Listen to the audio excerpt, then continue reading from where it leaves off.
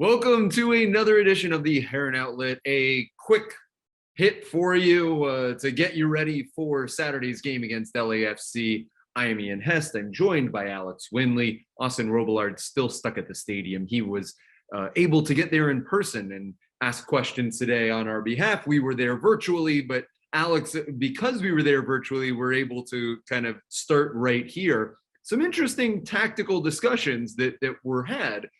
Especially starting with the 3-5-2. Miami obviously has started in that in both games, and then in the second half, at least against Austin, when they were trying to chase a goal, switch formations.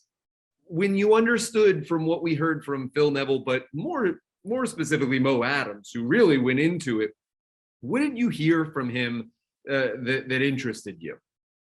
That they're actively trying to play a possession-based style, but it's just not really working. Mo made it pretty clear that in his position, at least as the number 6, he's supposed to run into those gaps that the two center forwards leave in behind. But since Gonzalo tends to drop deep a lot, he has to sort of play as a central forward, and that's not ideal as a midfielder. You want to be in the midfield most of the time. So it's intriguing because Miami has, even since last year, they've struggled with just trying to keep possession. And, it's just, even, you look at the second half against Chicago, and that's, it's not the norm, but, that second half was only really happened because Chicago was tired and they stopped pressing. So, and then you see against Austin, they just weren't able to play through the back at all. So it's interesting that Mo Adams said that, even though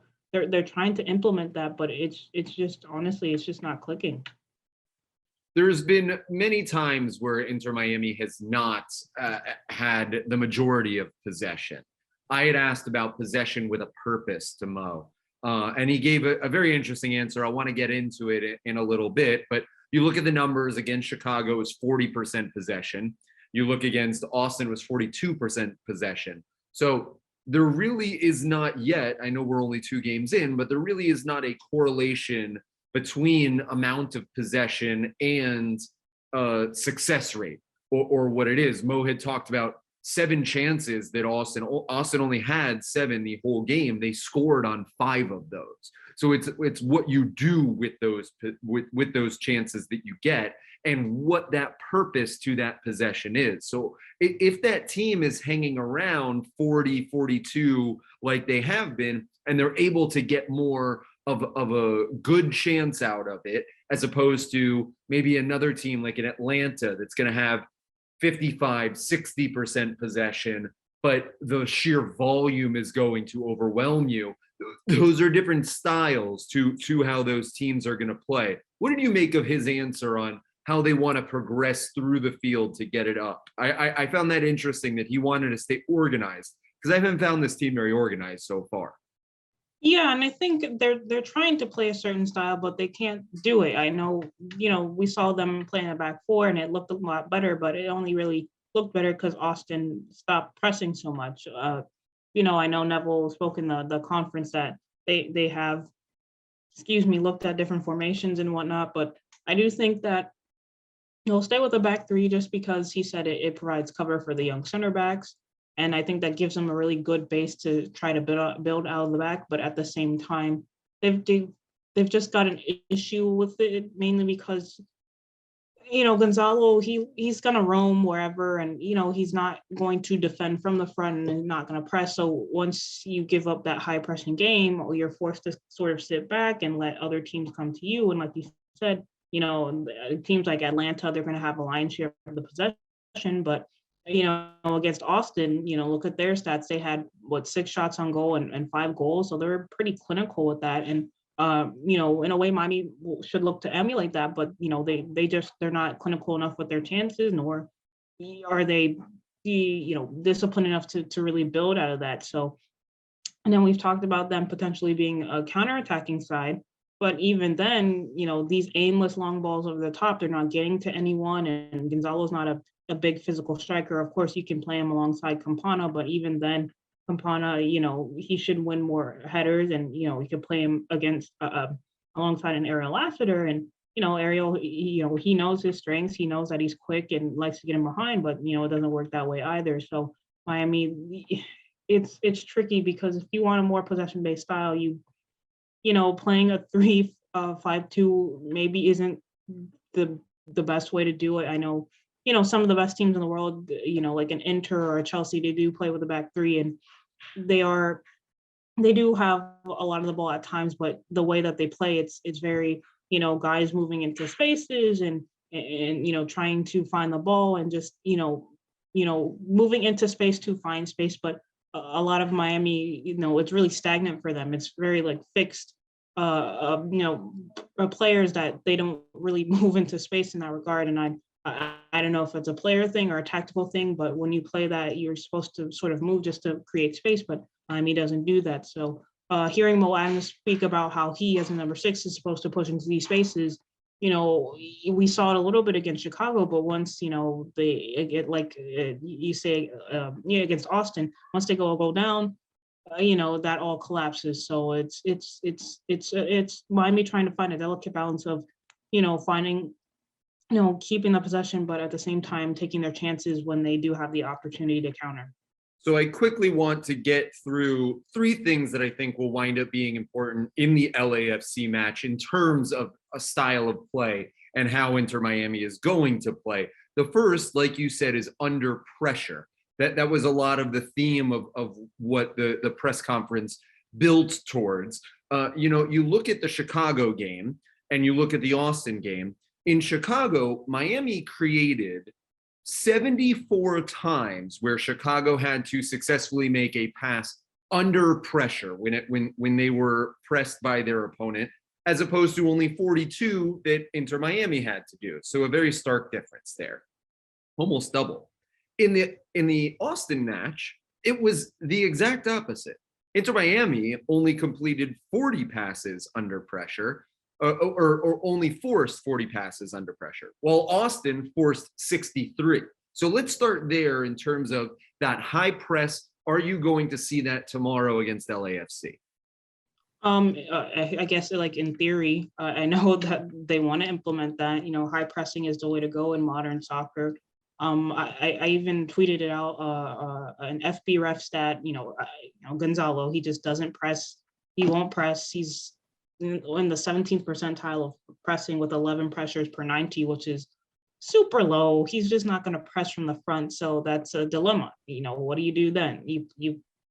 You drop back and play to your designated player's strength, which may not really help Miami as a whole. High pressing is the way to go, especially tomorrow's game. It'll be a game starting in the afternoon. It'll be hot, humidity.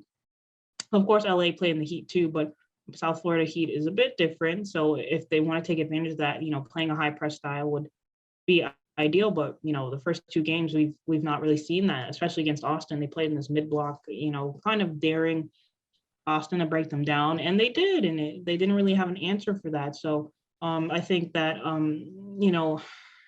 think it's going to be another one of those games where LAFC keep most of the possession, especially Vela ends up playing. And they've got really dangerous attackers in Brian Rodriguez. And it's just going to be probably a long day for Miami in that regard, but they can really stymie that if they keep the shape and they just find pockets of space in order to exploit that, because LAFC, they do like to play a bit of a counterattacking style, and they can get open at times in behind, much like Austin could. And if they play their cards correctly, they could maybe sneak a goal, but you're at home. You shouldn't just play this defensive style. You should have the ball. But it'll be intriguing to see. But I do think it probably boils down to formation and what they play, but it'll probably end up being a back 3 anyway. One thing that I've always kind of lamented about Inter Miami is those long balls that they play. They play high in the air, over the top play very often, where I think that South Florida soccer is very, even when I'm coaching down here, it's very tiki-taka. It's very 5v3. It's very ground, quick passing, move, touch, play, quick, let's go. And they even when I was playing like pickup soccer the other day, it was very organized tiki-taka. I was beat in goal several times, but Yeah, you're absolutely right about that. So Right. And so like the ground play, the numbers reflected as well, right? Against Austin, 269 touches on the ground for Inter Miami, as opposed to 402 for Austin. Against Chicago, 232 on the ground for Chicago or for Inter Miami, as opposed to 380 for Chicago. So they're not playing the ground as much. They're not doing that quick 5v3 drills that we've all grown up with. That I personally would wish it, when we're having this possession based argument, I personally would like to see a little bit more of that 1-2 touch play, that quick. Maybe it doesn't move forward like Mo Adams was talking about. Maybe it doesn't progress as quickly, but if you're going to play back, at least play quickly, at least play faster. Don't just do that long ball aerial clearance that we saw against Austin so much. What's your theory on that? Should we see more of that? Do you agree with that? Or, I mean, we've seen at times, we've talked a lot about diagonaling the field and playing that long diagonal ball has been successful for this team. yeah, and I think yeah, I agree with you. You see it in a lot of sort of the training videos that the club drops. You know, sometimes they're playing rondos, which is a soccer coaching staple. You know, rondos where you have, you know, 5 players and the defenders, you know, try to get that. That's, you know, how you play that sort of style, that quick style. You know, look at Manchester City; they're one of the best teams in the world at doing that, and they play rondos religiously. So yeah, I think the reason why Miami play these long balls is because I just don't think they have a handle on the possession based style that they want to play. And you know, against Austin, all I needed to do was high press, and you know, Miami, there was no midfielder dropping to show for the ball. There was, you know, Higuain tried, but you know, he's a central striker. He shouldn't be dropping that deep. No one was really showing for the ball, so of course, McVay, Quinteros, they're just going to clear it out and hope for the best because you know no one is dropping deep to show for the ball. And I know against Chicago, Noah made it a point for Quinteros to play the ball to Yedlin so that you know that's not an issue. But against Austin, that just it didn't exist, and you know it didn't really start to happen until the second half. But and against Austin, and it's only because Austin was up like 2 goals and they stopped pressing. So yeah, it's this team is very Jekyll and Hyde right now. Tomorrow they can come out and well, it scored 3 in the first half, and then would we even be having this conversation? I don't know, but yeah, it's intriguing, and I'm interested to see what they go with. But for sure, I would like to see them keep the ball a bit more, especially on the ground. So it'll be interesting. It'll definitely be interesting. My last point to it is that Mo Adams, when he was talking, spoke about Gonzalo liking that left pocket. That puts a little bit more pressure on the number 6, that holding midfielder, normally Gregory, we would assume, which sort of pushes Mo and Jean Mota up the field. We had talked about staggering that, but especially with with a guy like Yedlin, that almost creates 5 forward that you possibly could get. But the thing that I found interesting when we were looking over the possession stats that we were talking about, and I go back to this as the last point, is touches in the attacking third, right? For Inter Miami against Austin, it was 106. For Austin, it was 163, which is like a huge difference. So even though they didn't get those, we talked about the 7 chances earlier in this, but like even though that they were on the front foot, like we talked about in the pod this week. Against Chicago, it was 139 for Inter Miami, 177 for Chicago. So even then, still a team that is having to deal with the ball in their own third more than they're having the ball in the opponent's own third. So touches in the attacking third don't necessarily need to create a goal creating action. Sometimes they don't. Sometimes it gets blocked shots. Sometimes a cross goes wild. But the idea of constantly just not having that threat, it's tougher to play defense than it is to play offense, right? So you expend more energy when you're playing defense than when you're playing offense. So you want to have more touches in the attacking third than you want in your defensive third. Both games this year, Inter Miami, when we have this possession-based discussion, have had the opposite of that. That needs to change, right? Yeah, I agree, and I think it comes down to cohesion. And I don't want to say this, but maybe they do have an open DP spot. Maybe getting a more creative A central midfielder. I know if they're going to stick with this middle three, you might as well go and get a central midfielder that is DP level, that can play with it, the ball going to his feet and is comfortable playing through traffic. We know how important having just an attacking midfielder, a central midfielder in this league is, that can do that. You look at Lodero, Reynoso, Zilloran, guys like that who are capable and are pretty much the engine of their teams right now. There are players that can do it, like Neville touched on, Robert Taylor, but they really need that central focal point that can, play through that. If Miami had a player right now that can do that, I don't think you'd see these long balls over the top. I think they would, when you're a kid and you look for the best player in the field and you're in trouble, that player's always there, and you pass this to that player, and the ball's always in safe hands, and you can turn and go. And like I said, there are players like that, like Robert Taylor, but he's not fully fit. Evelyn can do it, but you want him as a central forward. And Mata can do it, but I think he's probably best as a double pivot alongside Gregory. He can't put in a good tackle, so it is a bit of a conundrum, honestly. I this could get fixed with players returning. Bryce Duke is nearly fit. Robbie Robinson maybe can provide some that creativity. We don't know. It just needs to come from somewhere at this point. But as for tomorrow, as for the game against LAFC, I think it'll be the same old long ball, just trying to get in behind, playing quickly, getting it on the wings, sort of football. I think that's the biggest thing. How can they counter LAFC's quick touch and move? Can they do the same? Can they match that level? That's what I'll be interested to see.